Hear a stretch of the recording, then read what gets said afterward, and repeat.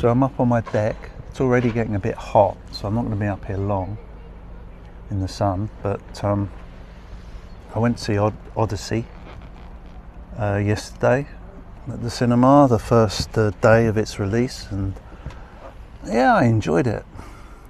I hadn't read any of the reviews, but I'd seen that it was getting good reviews, so I never like to read the reviews. I just go.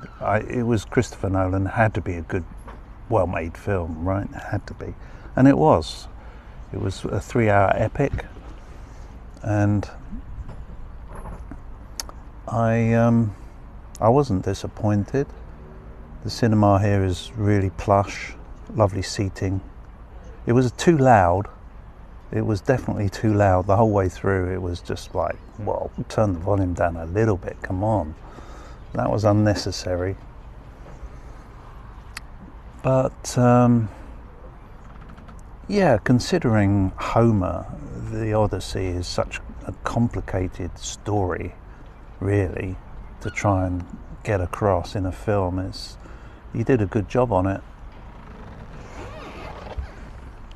And I came away thinking, yeah, good film.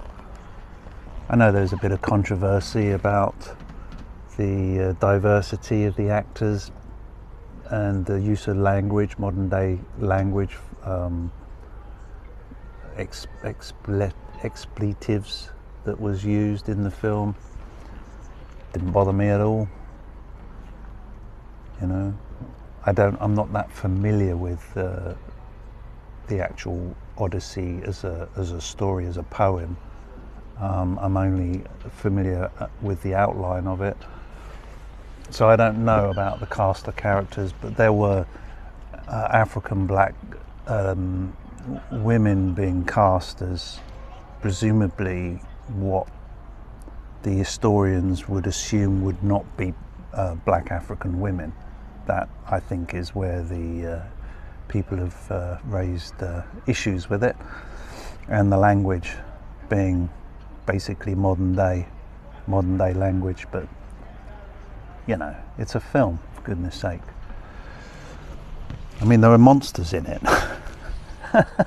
You know, you're complaining about that, and there are giants and there are monsters in it, so come on. It was good. It was the actor Matt Damon. He did a good job. He looked good in it, you know, he's of the right age, looks after his body.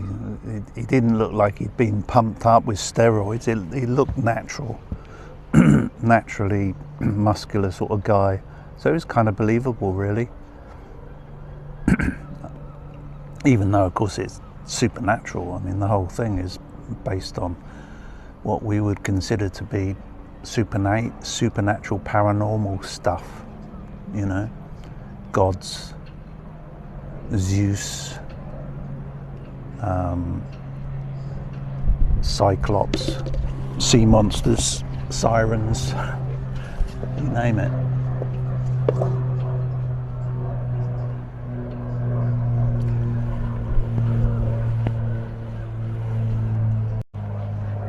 So I've decided to try out the carnivore diet now for the next 6 weeks till the end of August, which happens to be my birthday. I'm coinciding it with sobriety as well, so no more beers, and my thinking is that, well, if I'm not going to be able to drink beer, then let's just not consume carbohydrates and let's just do it properly, right, for 6 weeks for sure. That way my mind will be so preoccupied with being hungry and craving sweet things that it'll hopefully take my mind off the alcohol. That's my thinking. Genius, eh? Anyway, I've done it before. I've done the Atkins Diet before, which is what this basically is. So I'm okay with allowing myself the full range of meats, eggs, cheese, milk, fish, chicken, nuts, and sweet potatoes, I'm going to allow that, and even the odd potato now and again. I'm not going to be silly about it.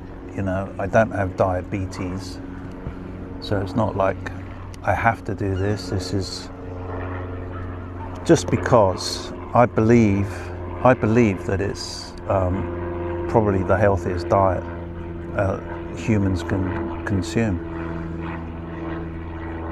I've done the research on it and it all makes total sense to me. Carbohydrates, our bodies have not adapted to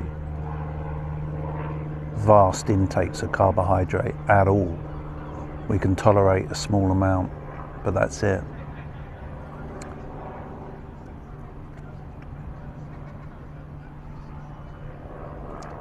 So you'll be able to monitor my progress. I'm going to be doing the weight lifting. I've got some dumbbells here which you fill up with water, nothing heavy duty. I'll be doing sit-ups and press-ups and that kind of thing. So 6 weeks from now, we'll all see, won't we? I'm going to be vlogging, so you'll see any progress, if there is any to be seen. Okay, it's too hot now. I'm going to go back in.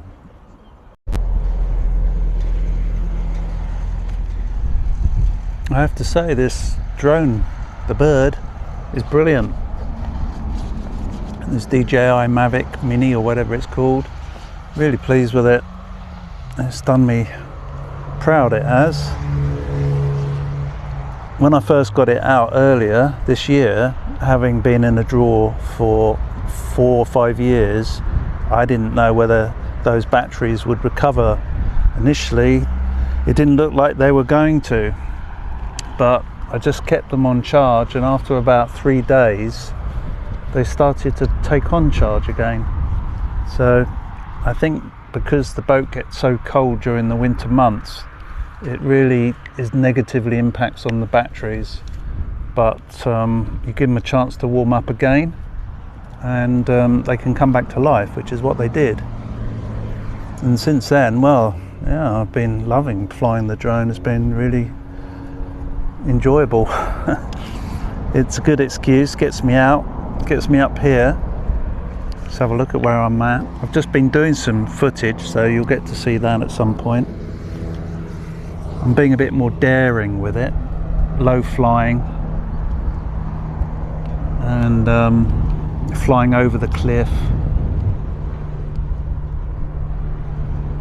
I can't be too daring because if I lose signal, then I'll lose it, and I don't want that to happen. I'm getting thirsty, so I'm going to go down to the Undercliff Cafe now, see if I can beg a water from them. A tap water. They will generally give you a tap water if you ask for them, if you ask them nicely. So let's give that a go. You can come with me.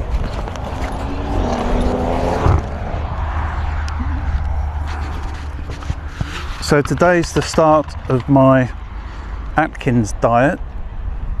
I went to Asda earlier and I spent 20 quid on what is no more than 2 days food. I mean, I'm going to have to make it last longer than 2 days.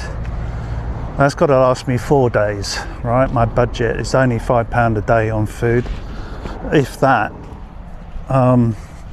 So because we're talking meat products, it's gone through the roof, you know. So, you know, what can you do about it? But I've decided that I'm going to give myself 6 weeks, and we'll just have to find our way through. I might just have to tighten my belt, get used to feeling hungry much of the day.